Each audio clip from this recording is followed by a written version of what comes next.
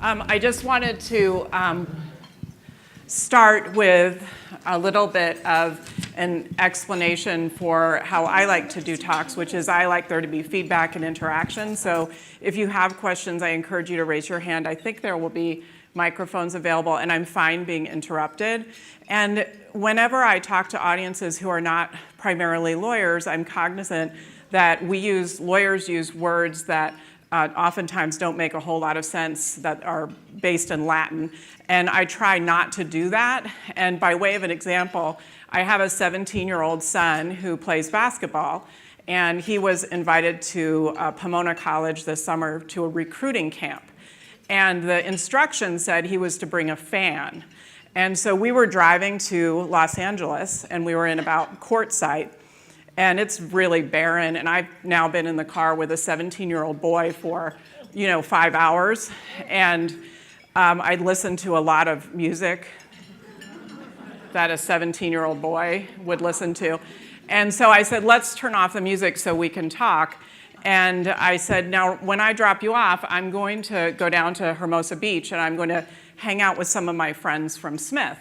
And he said, but why? And I said, well, because you're going to be at camp, and I'm going to go hang out with my college friends.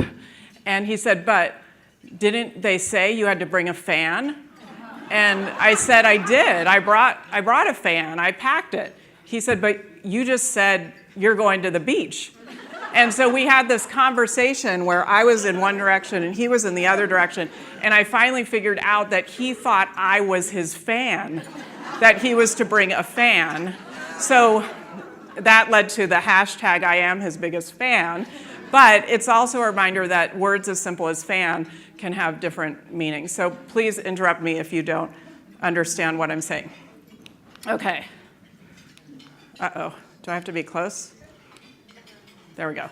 So a little bit of a roadmap, so you know where we're going tonight. I wanted to start with a little bit about my background, because as we know from the recent Kavanaugh hearings, what you bring to the bench is meaningful. We are not born in a vacuum. We're not raised in a vacuum. We don't live our lives in a vacuum. And so I thought I'd share with you just a little bit about who I am and how that plays a role in how I see my work on the Pima County Superior Court bench. And then we'll talk about the challenges that families face in the context of probate law, family law, and juvenile law. So a little bit about my family. My mom is here tonight. This is my mom, Jerry. I was bald until I was about 3. And these are my brothers, Nick and Ben, and I'm the oldest of 3 children. And my brother Nick lives here in town. My brother Ben lives in Guatemala, and he is working for the State Department with his wife, my sister-in-law, and 2 kids. And my mom is Irish, and she became a U.S. citizen, how long ago, 10 years? 2003, more than 10 years. 2003.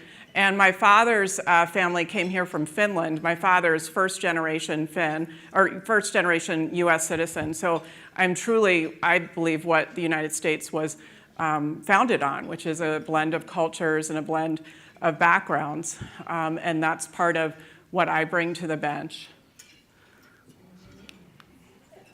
The family I created. So I have 2 boys. I mentioned my basketball fan. He's in the middle there. And I have an older son who's at the University of Arizona studying Africana studies. He's a hip-hop musician and anthropology major. And then you already heard about the 10 dogs. I think there might be more than 10 in this picture. So that's my husband, Ted, and then that's most of our dogs plus some extras. And that's our holiday card. The outtakes are really what I should have shared with you because they're priceless with like leashes wrapped around everything. We have 8 permanent residents. The extra 2 are foster dogs. So I usually have 1 or 2 foster dogs. And right now I have 2 bull terrier puppies, if anyone's interested. Okay, so you already heard about my educational background.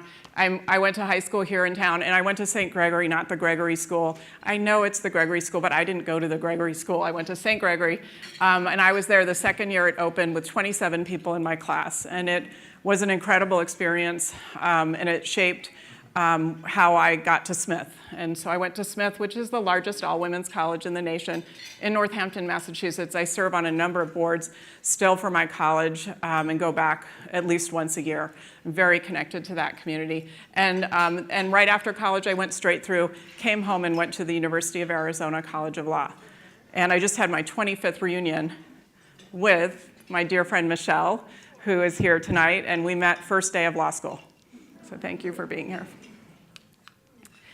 Okay, a good judge. So I thought a lot about this during the Kavanaugh hearings, about what makes a good judge and the qualities that I would expect someone coming into court would expect. And I'm sure there are more qualities than these, but these are kind of the ones that came right off the top of my head. And when I made this list, I looked at it and I thought, how can any one person be this every day? And you can't, because we are human. We are flawed individuals. But in general, this is what we aspire to, or at least I aspire to. Okay, some trigger warnings. I have a tendency to use language that I hear in court all the time, and so I will try to tone that down. I will talk about violence and family violence tonight, and there might be a snake, and so I will warn my mother about the snake. Some people are afraid of snakes. So I will try to give you a warning if something's coming up, but I'm aware that trauma is real, and you can relive it and experience it, and it's not my intent to traumatize anyone. All right, families in crisis. So I'm on the family law bench, which means that I work with families in crisis of all sorts. And the primary sort of categories that we see really in all benches, family, probate, and juvenile, are issues associated with addiction, with mental health that's untreated, with domestic violence, and with poverty. And so these are the four major areas that I would like to talk about tonight in the context of the work that I do. And starting with addiction. These are not people in my courtroom, so please don't think I took pictures of anyone in my courtroom. These are stock images of addicts that I Googled. But these are people who appear in my courtroom. This is what an addict typically looks like when they present, in particular at juvenile court, in a dependency case where the state has come in to remove children because of abuse and neglect. And oftentimes in a family law case where a family is crumbling as a result of one partner or both partners' addictions. And oftentimes I am able to identify it immediately by the physical signs. You can see the scabs, you can see shaking, you can see the frail, caved-in bodies. And oftentimes I've had people actually nod off, not in a way like they're bored in court, but in a way that they actually need medical attention in the courtroom. In Pima County, we have a lot of unrepresented litigants. So most of the time, these folks who are coming in to court do not have a lawyer, so they don't have anyone to prepare them. And just the fact that they get to court, to me, is amazing. And I'm grateful that they're there, because that might be the first step towards helping them get to a better point in their lives. Last week, I had a litigant who looked just like this. And I ended up actually taking my robe off and coming off the bench and sitting at my court reporter's desk and just talking about what was going on and brainstorming about how to get in treatment, because there was no point in talking about the family law issues that were really before me, because he was not there. He could not comprehend, and what was really urgent was that we got him into detox immediately. So that's the addict. Excuse me. Yes? Casa Vida is where we ended up getting this gentleman to. There's not many places. No, they're not. And that's one of the problems, is the lack of treatment, the lack of accessible treatment, and treatment that doesn't make you feel like you're a bad person. And so with all the talk of opioid addiction that we hear in the news day in and day out, we do not have enough providers in Tucson. And La Frontera, COPE, HOPE, are all agencies that provide some intervention, But the trick is getting to the right case manager. Their turnover is very high, and a lot of these adults who come in, they don't have insurance. They're not in the marketplace. They cannot afford anything, and they've been cut off from access, our state insurance. Okay.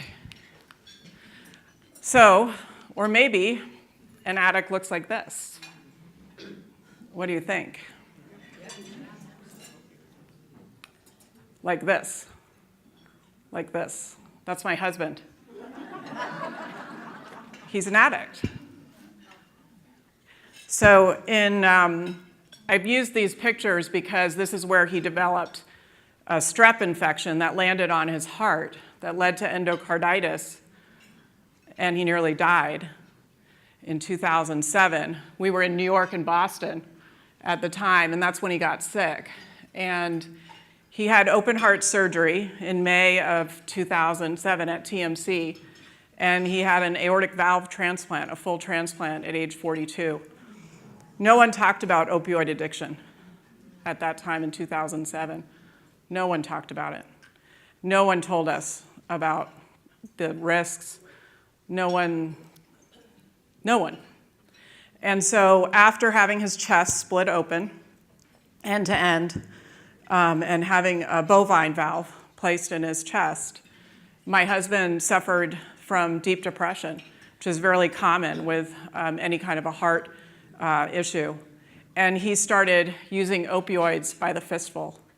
He could just kind of wince, and a doctor would give him opioids. And I didn't know it. I had no idea, even though I was a public defender early in my career, even though I knew about addiction. I was appointed to the bench in 2010. I had done family law. I knew about it. I didn't see it in my own household. Now, in retrospect, I see the symptoms now. The falling asleep at family functions, the irritable behavior, the shortness, the sort of inexplicable nastiness at times that I would just chalk up to, oh, he's tired. I made excuses. And my husband was a city court judge, and I was a family law judge. It was 2010, 3 years after the surgery. And it was October 27th, 2010, so literally almost 8 years ago to the day, when he came home from work and he said something bad happened at work. And I thought, well, maybe he just made a ruling he didn't like or something. And he said, I've been put on administrative leave. And he handed me the letter from Judge Kearney, my presiding judge, stating that he was placed on administrative leave pending an investigation into gross misconduct, allegations of sexual harassment, and my world spun out of control. And I ended up at Laura Ballou's house, who's here at the front table. And Laura is my dear friend and was my law partner. And I don't know how I drove to her house, but I somehow got to her house and my head was spinning, and I wrote my case note on sexual harassment in the workplace. I went to a women's college. The behavior that was being described was abhorrent. It hurt me to my core, and I didn't even know the half of what was about to be revealed. And I remember laying on Laura's kitchen, or maybe her living room, I don't remember, but I'd been throwing up, and she was sitting there with me, and I was sort of flat out in her house. And you know it's really bad when your best friend says to you, you know, at least you have good hair. Like, that's all she came up with. At least you have good hair. And I knew it was really bad. That's bad. And that's kind of a running joke with us. Last week I did a child support hearing, and I asked the litigants if they had any questions, and the woman raised her hand and she said, "Where do you get your haircut?" You know. And it's just weird because I've had the same haircut since 1990, so I don't really understand it. But anyway, after that first reveal, everything sort of tumbled out. And I learned that my husband really had been living a double life. He'd had an affair. He'd had an affair with a lawyer that appeared before me. He had probably driven under the influence of my children. He was not the person that I knew. I didn't know who he was. And I was angry. And I felt all of these feelings. I felt such deep shame as a member of the bench. I felt guilty. I felt like I should have intervened. I should have done something. Tough Mudder. But that's how I felt almost every single day during the next couple months, which happened to fall 3 months before my oldest son's bar mitzvah. And I don't speak Hebrew. And I had to learn Hebrew. I cannot explain the depth of that crisis really in words. Those who know me, the people here, lived through it with me. And you realize when you go through this kind of trauma who your true friends are, because a lot of people scattered. A lot of people couldn't handle the newspaper articles. And I really retreated. I withdrew because I was so fearful, and I was so humiliated. And it was an extraordinarily hard time. I never missed a day of work. I would cry all the way to work, and I would go on the bench, and I would divide the racquetballs, and I would deal with everyone else's trauma, all the while thinking, you think you have it bad?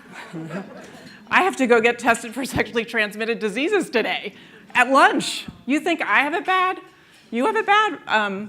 But I worked through it with the help of these dear friends and with the help of my mom, although she didn't speak to me for a while, because, and I'll explain why, because she couldn't understand why I wasn't divorcing him right away. And I needed to get through that bar mitzvah. I couldn't deal with anything. I just had to get through the bar mitzvah. And my husband ended up going to residential treatment out of state.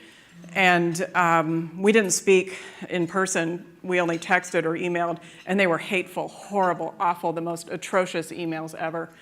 And I learned during this time that my husband was feeling a lot of the same feelings. A lot of the same feelings. The slightly different angle, right? And he felt very, very alone. And the one thing that saved us is that my husband was remorseful from the very beginning and wanted treatment. And we would not be together now, married 22 and a half years, if that wasn't the case. And everyone has their own story. So when litigants come into me with, and everyone has to make decisions about their marriage. And that was the other thing I learned. When people approached me in the parking lot at work and said, when are you going to divorce that son of a bitch? And I took offense at that because it's my marriage. I make the decisions, my husband makes the decisions, and the public doesn't get to do that. And I also knew, as I learned more and more about addiction, that what I was so angry about were the symptoms of addiction, and that I had lost the person that I married to this dreadful, dreadful disease.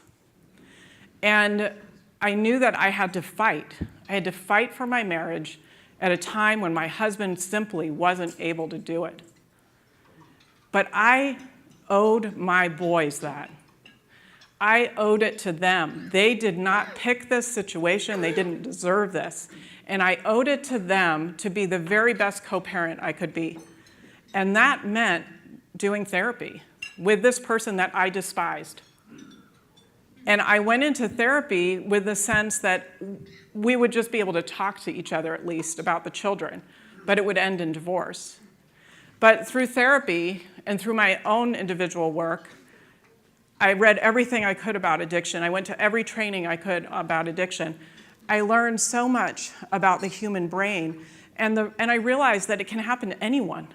Anyone on opioids loses their moral brake system. Every single one of us, it would happen, no matter how strong your morals are. They go out the window when you've been using opioids in the fistfuls for 3 years straight. So why do I care about addiction? Clearly, it hit my family, right? And so I approach families who are struggling with addiction probably in a different way than many of the judges on the Pima County Superior Court bench. I'm aware of the statistics. I know how many people are dying. I know what it means to be so fearful that you feel paralyzed. You don't know how to move forward, and yet you have to because you're caretaking or you're the primary caretaker for your family. And I am deeply empathetic to families struggling with these issues. It is so important for us to understand how many people are dying every year. 76,000 people died in the United States, more than all the people killed in the Vietnam War, more than those killed in the peak year of homicides in the United States. 91 every single day. What I want to show you in Arizona, we are actually tracking opioid deaths. And this is a live website.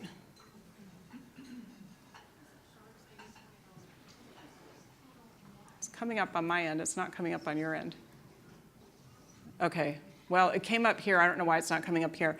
But this is the live website from the Arizona Department of Health Services. And since January 1st, 2017, there have been 2,395 opioid deaths in Arizona.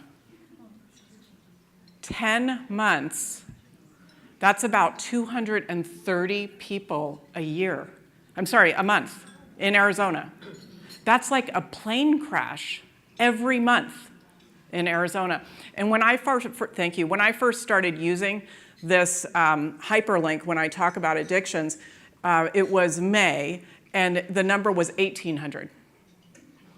It goes, every time I click on it, the number's higher. Okay. Thank you. Oh, thank you. Therapy saves lives. I recommend therapy all the time. I have people who come to my courtroom and they want me to enter orders to fix their family. I can't. My court orders are not going to fix people's families. I can enter the best orders possible, but what I'm constantly saying is let's figure out where you can get services. Can you get services through Arizona Children's Association? Can you go to Jewish Family and Children? Can you go to Easter Seals Blake? Do you have the availability of access? Because so many of the problems that I see need to be resolved in a therapeutic setting instead of an adversarial setting. And that's what saved my marriage, therapists. I don't know if there are therapists here, but I love therapists. And we saw 3 therapists before we found a therapist that worked for you. And I will tell you a story. I hope no one is offended by my language. But we sat down with one therapist, and he said, you know, Lisa, I've been meaning to tell you, men would fuck mud. And I was like, what? Like, that's not helpful. And my husband was like, well, but, you know. And that led to me calling my husband a mud fucker for 3 days straight, for 72 hours.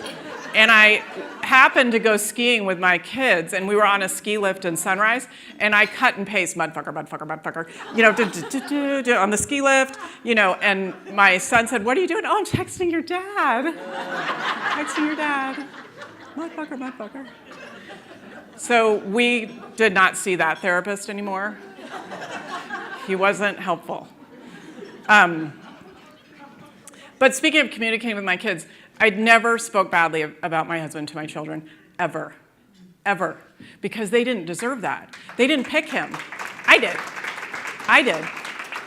And the only time I cried in my closet at night because I didn't want them to hear me. The only time I cried in front of them was when newspaper articles came out. Because we were both judicial officers, this was a media event. And I didn't want them to be harassed and bullied at school. And so I'd set that up at the school that if they needed a safe place, the school knew to bring them in. And thankfully that never happened. They never did get bullied or harassed at school. But I did shed some tears then. And as a result of how I managed that situation and how my husband did truly, my kids are so healthy and happy. And they have a beautiful, wonderful relationship with their dad that they wouldn't have now if I had just destroyed him. And to this day, I don't know that they've ever Googled the newspaper articles. My youngest son just turned in his early decision application for Sarah Lawrence College. He actually wrote about addiction, and he wrote about his experience as a young Jew. He's had 2 swastikas given to him at school. He's had, in art class, a child drew a sketch of him. They were meant to draw sketches of each other, and the other student drew him in an oven. And so Henry wrote his college essay about adversity and overcoming adversity and what he learned from his parents in terms of applying it to the things that he's had to address as a young man.